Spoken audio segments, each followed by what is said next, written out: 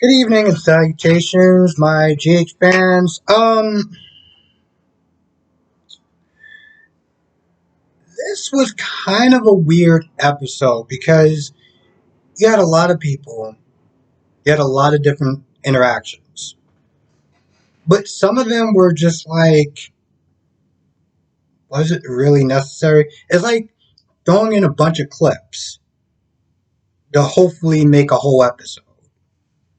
And I want to talk about the Sunny and Dex scene for a minute because Dex come in, for an interview or whatever, and he brings his resume, and Sonny just tears it up, and he's like, "Oh, well, people can lie on their resumes, this, that, and the third," and he does this whole thing where he's like, "Well, I may have a spot for you in one of my organizations, but then he does this whole well, you gotta be loyal and you seem like you can handle yourself in a fight, but you gotta be smart, this, that, and the third.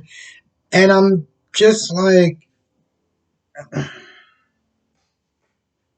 I know I know that Sonny doesn't know this guy, so he can't just be like, yo, listen, you wanna join the mob or whatever, but like, I feel like there was just so much of a better way of going about this interview, like finding somebody to do a background check on him, as opposed to him sitting there being like, oh, well, a couple of things you gotta understand. I'm the boss, and no one's smarter than me in my organization, and this, that, and the third. And I'm just like, so is this guy gonna get a job? Or like, what are we doing? You're mentoring this guy. What are we doing at this point? I felt like if Sonny just would have had a conversation with him to find out, okay, so what have you been doing with your life? What's been going on? Have you gotten in any trouble? Things of that nature to get to know the guy. I felt like that would have been a start, as opposed to whatever the hell new type of interview thing that he was doing. Because I was after a while like, bro, where's this going? Um, and of course, they got interrupted by Brando, and Brando was with Sasha, and Sasha was meant to talk about headaches and everything like that, and at some point TJ came in and wanted to prescribe her something that wouldn't be habit forming as far as the headaches and everything. So with that being said, he comes to Sonny, for advice as far as how to help Sasha, and so at this point, Sonny tells the guy to wait outside to go get some coffee, whatever. He gives him some advice. He leaves, and you know,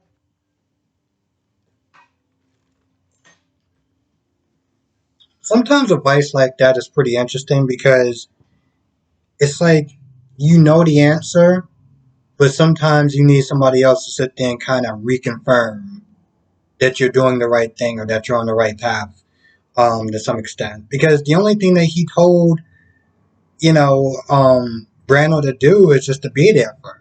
Regardless if she pushed you away, just be there for her. And I'm kind of just like, so let me get this straight. He drove halfway across town to do something that he's been doing already. Great talk. But, sometimes, um, we don't always know the answers, and it's nice to get a fresh pair of eyes on certain situations. And if nothing else, just to kind of confirm what you're doing or that you're on the right path as far as what you're doing. So, kind of look at it both ways. Now, I'm not going to lie, in the beginning, when Nina came in to look for Scotty and find him, under the wrap or whatever, getting a manicure and everything like that, I found it pretty funny. I also found it pretty interesting. It was like, cool, we got a new set. Let's try to use it as much as possible. So, this is what we're doing. Which, hey, listen, I ain't knocking it. Scotty wants to think get a manicure, pedicure, facial, whatever. Do you? I'm all about that. But at this point, Nina's worried. Nina's like, "Yo, listen, you got this guy that's not there giving this, a hatchet piece on me. This Grant Smoltz, and she's kind of worried. She's like, "Yo, listen, what are you gonna sit there and do to, take care of this?" Scott for the most part was like, "Hey, listen, I got everything under control, and don't worry about it. We good. And Nina's just like, yeah, I'm not gonna lie, I'm not exactly feeling your laid back attitude. They bring up Harmony and stuff like that. As far as if we have to, we'll go after Harmony. Harmony is Willow's mother and everything like that, so we can just use her as ammunition, use her history as ammunition. And of course, Diane just happens to go to the only salon in town, runs into them, and I'm like, let's put it this way: at the end of their confrontation, I'm like, Scott, I really hope that you got your ammunition ready because it seemed like she was somewhat schooling you a little bit. Diane came in and Diane was like, "Hey, listen, if you think about using Harmony, you can do whatever the hell you want. She's not Willow's biological mother, so she doesn't really have a claim. So I don't know what you plan on doing with that. The only reason why Nina has a claim is because she's biologically, Nell's, our mother. Now, at this point, I'm just going to assume that they did a DNA test. I'm just going to safely assume that they did a DNA test because at this point, it'll be a real shame if Nina goes to all this trouble to try to get Wiley and everything like that. And granted, blood or not, whatever. But just to turn out, just to find out that that's not really, you know, his, well, let me try to that Nell is not her biological daughter. But I have to sit there and believe that I don't know. A couple of people have said that in the comment section, and not just my comment section, just in general. But I have to believe that if the courts, is going to take this thing seriously and allow this thing to go to trial and things of that nature, then there had to be some sort of DNA test done at some point in time. I'm just going to assume because that's the only thing that's going to make some sort of sense to me. So they go back and forth, and when Diane leaves, at this point, Nina's like, "All right, listen, we gonna play dirty," and Sky's like, "All right, cool, so I can put Sunny on stand, right?" Nina's like, "No, no, no, no, no, no. We ain't doing that, but we're gonna find out dirt on all of them. We're gonna find out dirt on Willow. We're gonna find out dirt on Michael." Because Diane was like, "Listen, we can sit there and use your mental health history. If you really want to sit there and go that route, we can sit there and do that." So at this point, Nina is fired up. And, granted, Nina, I want to feel like I'm playing devil's advocate for a minute. Nina did sit there and come to um, Diane and was like, listen, don't let Harmony, don't let, Willow's like bad parenting or just, their dislike for me affect Wiley, especially with Harmony gone. Nina's gonna, I mean, Wiley's gonna need as much love and support as possible. So don't punish that little boy for the grown ups' animosity towards each other. Which, as much as I don't like, as much as I don't like Nina, I mean, she has a point. She has a point, and for a while I've been Team Carly, Team Corinthos, and everything like that, given everything that Nina has done recently. And I mean, for the most part, I'm still on that. But I mean, if we're playing devil's advocate as far as all the stuff that Nina's done, and granted, the thing is, Nina's transgressions is recently. Now, as much as I love Carly, Carly has done some really terrible stuff in the past as well. So if we're sitting there looking at both of them, and granted, Carly is a changed woman, she doesn't do the shenanigans that she did back in the day. All I'm saying is that, at the end of the day, they both have history. They both have a past. They both have done some terrible things. The only difference is, well, Nina's a lot more recent. So, there's that. Now, speaking of Dante and Michael, Carly, and Willow, so Willow in the news, she is in disbelief. She's like, well, Neil could be crazy and this, that, and third, and he lost his license, and she's just going through this whole phase of denial at this point. But of course, Michael and Carly kind of bring her down to earth, like, yo, listen, Harmony told me the exact same thing, so she's not, you know what I'm saying? Like, this isn't a lie. So after that is settled, Dante's like, let's do a DNA test. But, Michael's like, listen, let's just wait for a little bit and this, that, and the third. And, Dante's like, all right, cool, we can wait. But if you want to get answers now, this is the fastest way to go about it. But they do decide to wait. And there is one point where Willow is like, is it anything else that I don't know? Because Carly, with that being said, Carly gave her half the information. Carly was like, yeah, well, that was the stuff that I was there not willing to tell you because I didn't tell Michael that, Harmony told me that you weren't her biological daughter. And yeah. And with that being said, again, Willow was like, was it anything else? Now, the thing is, Carly didn't lie to her because she didn't sit there and be like, hey, there's nothing else. But she didn't, it was one of those things where it's like she was stuck because she didn't want to lie to her. But she wanted to sit there and protect her from Nina.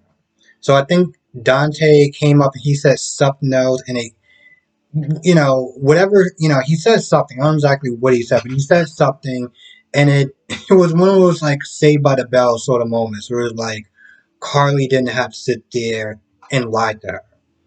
The problem with that is at the end of the day is a lie by omission.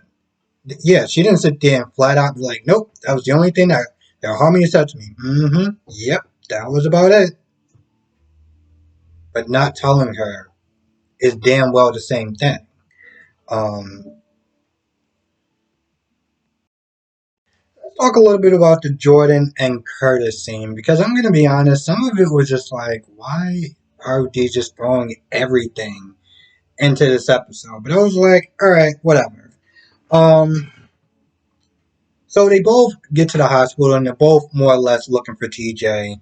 And they get into talking about Marshall and they start talking about the police records. Now, at this point, Joy's not happy with the fact that, she clearly feels like Curtis got those records in a very less than favorable way. Like it wasn't on the books, pretty much. And so, there's one point where she's upset about it, but she's like, you know what? Listen, I don't even want to ask you because I don't want you to lie to me, and I don't want to sit there and press the issue. And they talk a little bit more about Marshall and his past and everything like that. And bottom line is that Jordan's like, listen, whatever you had to do to get those records, you need to ask yourself, is it worth it? Because she pretty much kind of says that whatever it is, moving forward, I'm not going to turn a blind eye. So if you're doing something illegal, something shady with other people, like Selena, well, I'm not going to sit there and, like give you a freebie or anything like that. They do talk about, Jordan's like, I love you, but not in that way. Not like, when we were married or anything like that. And it got a little awkward. It seemed like Jordan was kind of like digging a hole. And at that point, TJ came in and TJ kind of broke them up a little bit more or less. Because TJ was like, well, I got to sit there. Well, TJ wanted to know about Marshall since they were talking about Marshall. And, yeah, because Curtis wanted to sit there and tell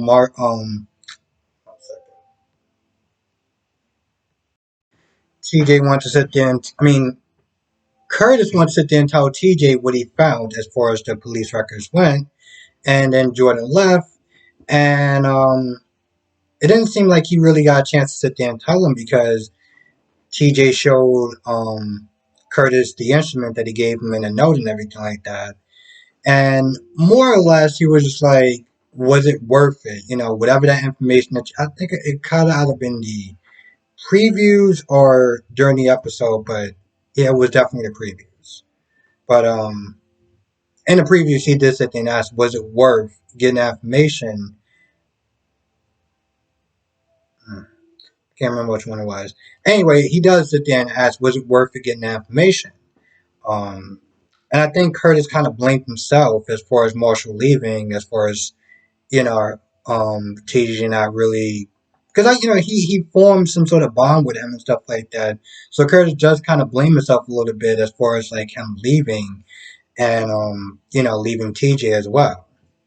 But to be honest, it's one of those things where it's like I don't think he should blame himself too much.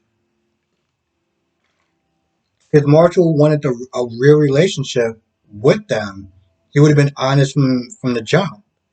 And again, this whole what he found doesn't seem like it really adds up. I mean, you left your family and practically faked your death for years because you were too embarrassed to sit there and tell them that you got arrested for a protest and was sent to a mental asylum. Like, really? That's because you leave your wife and your two children. So a lot of this stuff just doesn't really add up. And I think this is part of the reason why every now and then I'm just like, oh yeah, we're gonna get back to this Marshall storyline, and why I understand the people, I understand everyone's frustration about it. But I feel here's the thing, I feel like when they do actually get into it and we start to uncover more about Marshall's past, not whatever that arrest record says, but like the real past, I think that's when we're gonna start to get interested in it. But it's one of those things where it's like it's a balance because with soap operas being every day, they kind of got to stretch things out a little bit. But it gets to a point where it's like they stretch things out for too long. And, it's one of those things where it's like, it's not like they just have one person that's just writing for every single character in all the stories. You have a team of writers. And I'm not saying it's easy what they do, but it's more or less kind of their job. I feel like in a lot of these situations, it's like I want to cut them a little bit of slack because I understand that they got a lot of things going on. They got a lot of stories, and they kind of got to stretch it out because this is you know, every day is a new episode. So I get that, but I feel like after a while, it's like the only time they start really kind of pushing some storylines a little bit forward is during sweeps weeks, which is just like it's like Smith to say, you know what? For the entire school year, I'm just gonna sit there and just do whatever. But when it comes towards those finals, oh no, that's when I'm gonna put in the real work. You know, I feel like that analogy makes some sort of sense. With everything going on, I almost forgot about the Gladys and Valentine scene. So Gladys is sitting there, has the memory card, and looking at her laptop. And Valentine comes over and he says hi. And he sits down. And he takes the memory card and he inserts it into the drive and they both see pictures of Sasha and some pills on the floor. So now at this point, Gladys is not there trying to defend Sasha. Oh, she's been through a lot with, you know, um, Liam's death and everything like that. And the thing is, Valentine, he's a sympathetic person, especially being a father himself. He's like, I get it. What happened was a tragedy. Then we also got to sit there and look at the fact that I'm an investor. Sasha has a history of, you know, drugs and everything like that. And photos like this does not make anything look good, as far as her being a public image, as far as the her hitting Harmony, it's not a good image. So with that being said, he leaves and Sasha comes over because Sasha was there after she got checked out by TJ and ran into the paparazzi. Now the paparazzi, long story short, because he wants his photos back, not just the photos of her, but other photos that he's took of other people. He was like, "Yo, listen, this is pretty much my money right there that you're kind of holding hostage." And I guess he kind of realized that threats and insults wasn't really going to work, which to be honest, it's just like, again, I felt like his comment went way too far. It's like, hey, you know what? Listen, I'll make you a deal. I got Canucks. And I will sit there and take out the photos of you and the pills and just keep the rest of the photos or whatever, just, that I took of you. In exchange, you give me back my memory card, and I also keep my mouth shut about a lot of stuff. And as a bonus, I'll hook you up. So, just think about it. And, you got my number, which is really odd because he took out his phone. And I know some phones, like if your phone touches another phone or whatever, you can exchange contact that way. But somehow he got our contact information. He was like, hey, listen, just call me whatever, and he leaves. Now at this point, Sasha's sitting there thinking, you know what, that might be a good idea. Goes to Gladys and is like, hey, maybe it'd be a good idea if we give him back the memory card. He said that he was going to take out the stuff that was bad.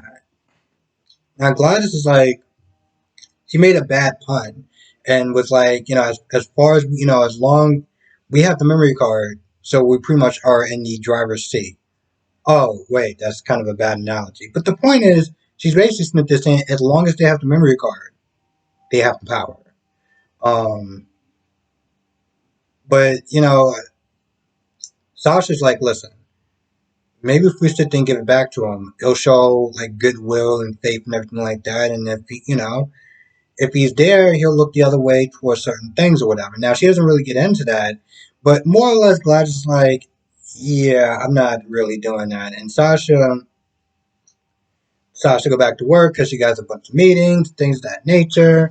And I'm just like, therapy, therapy. Um, Now, at some point, Carly winds up running into Valentine.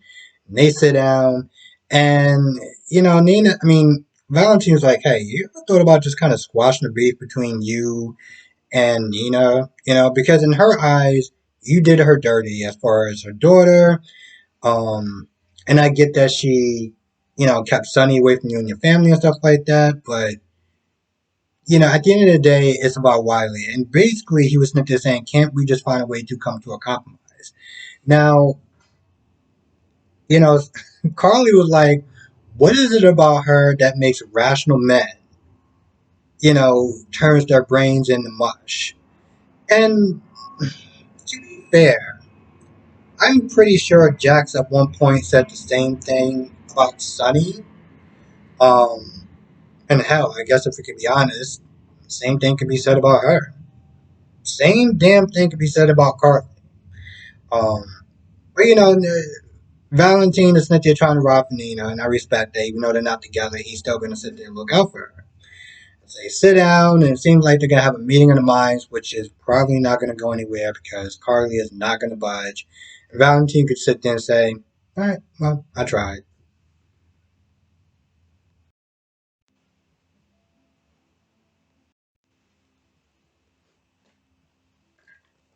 For a minute, I thought I heard the next door neighbor's cat, and then I realized it was just my chair. Because I've been buying cat food at this point because he's just been, or she has just been at my window pretty much every day except for today because it's raining. And at this point, I'm just like, I don't want to be an asshole. So I'm going to give the cat some cat food, and I'm pretty sure I'm going to be doing that for a very long time. Um, oh, I almost forgot about something. Dante wound up running into Jordan. And you talk about Willow. Now, at this point, Jordan wants Dante to sit there and look and find, who her biological mother can be, um, to get on that part. And I'm pretty sure at some point, when everything is, the dust is settled and stuff like that, Willow's going to want to know who her bio mom is also. I feel like that's about it. like I said, it wasn't a bad episode. It was a lot of moving parts. Um, Not much came from the majority of it. Um, and even as a cliffhanger Friday, it just seemed like it was weak. Uh, I don't know. I remember back in the day when I sit there and start watching soap operas. Sometimes cliffhanger Fridays used to be on like Thursdays or Wednesdays. It was a very weird time back in the early 2000s. Anyway, with that being said, I'm going to go. I want to thank you for watching. Be safe and have a great, safe weekend. And I will see you in the next video.